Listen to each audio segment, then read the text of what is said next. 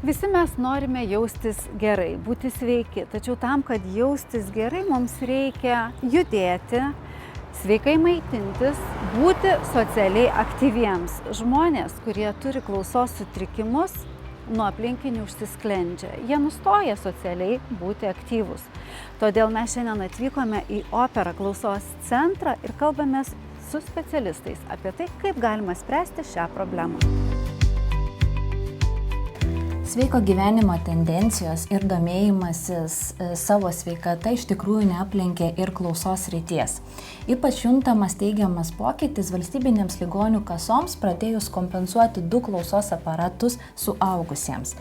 Ir tai labai stipriai palengvino klausos specialistų darbą, nes jeigu anksčiau didžiąją dalį laiko, kurią skiriam konsultacijai, mes aiškindavom, kad žmogui reikia 2 klausos aparatų, o ne 1, tai dabar mes galime tą laiką skirti aiškinant technologinės ypatybės. Džiugina, kad klientai tampa tarsi geros klausos ambasadoriais, kurie nebijo dalinti savo teigiamą patirtimi su aplinkiniais, kalbėti viešai, bei skatina žmonės turinčius klausos sutrikimą neignoruoti savo problemų ir neužsisklęsti savyje ir ieškoti pagalbos.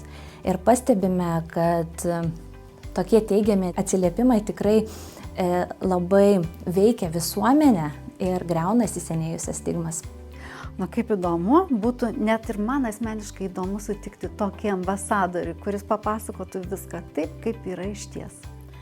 Tai šiuo metu mūsų Opera klausos centre lankosi ilgametis klientas ponas Romualdas, kuris mielai pasidalins savo patirtimi. Kokia jūsų patirtis su naujaisiais Vivante Slim klausos aparatais? Nauji aparatai iš tikrųjų, lyginant su to, ką aš turėjau, jie yra pirmiausia garsas, tai yra švelnus garsas, labai artimas natūraliam, toliau jie yra labai patogus, jie plonyčiai, jie puikiai užsideda už ausų, jie netrukdo nusirengti. Tikrai yra labai patogus, aš net nejaučiu, kad aš su jais esu. Taip yra naujojo dizaino dėka. Šie klausos aparatai yra anatomiškai pritaikyti kairiai ir dešiniai ausims, todėl yra tokie patogus. Minėjote, kad dalyvausite triukšmingoje šventėje. Kaip jums sekėsi palaikyti pokalbį triukšme?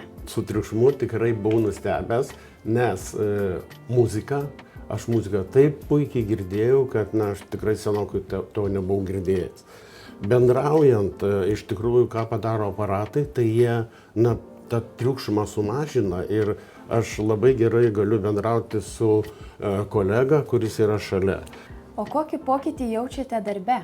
Bendraujant tam tikroje aplinkoje, tai yra auditorijoje, aš girdžiu tai, kas yra toliau, ką aš anksčiau neturėdavau tam tikrų problemų, tai aš vėlgi su jais susikalbu su darbuotojais automobilyje, labai gerai vėlgi vyksta dialogas, viskas girdisi, viskas yra tikrai natūraliai ir labai puikiai. Sveiki, Romualdai, dar ir aš noriu Jūs pakalbinti. Labą dieną, ačiū. Sakykit, kaip ilgai Jūs nešiojate klausos aparatus ir kaip jų naudojimas Jums pagerino kasdienės, profesinės, asmeninės veiklas? Taip, aparatus aš jau nešioju nuo 2017 metų. Nuo ko tai prasidėjo? Pirmiausia, žmona. Taip. Vis kartoju klausimus. Taip. Sako, man jau nusibodo. Televizorius. Taip. Vis tildom. Taip. Tai va čia tie pirmieji žingsniai, kurie prasidėjo.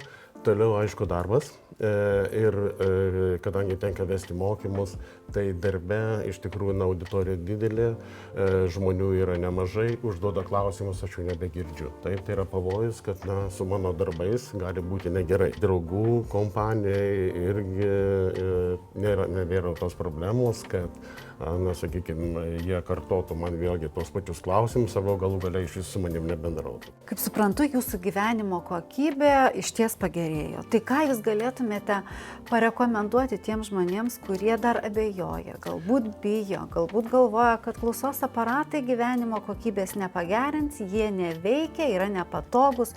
Ką Jūs jiems galėtumėte patarti? Tai, iš tikrųjų, sakykime, pavyzdžiui, vyresnio amžiaus žmonėms, tai yra tas, kad aparatai nieko tai nepadės. Bet rekomenduočiau iš tikrųjų toje vietoje, kur buvo problema, tiesiog į tą vietą jiems nueiti ir su aparatu pasižiūrėti, ką jie pajaučia. Vyresnio šiek tiek amžiaus žmonės, aišku, kaipgi aš čia atrodysiu su tais aparatais, taip?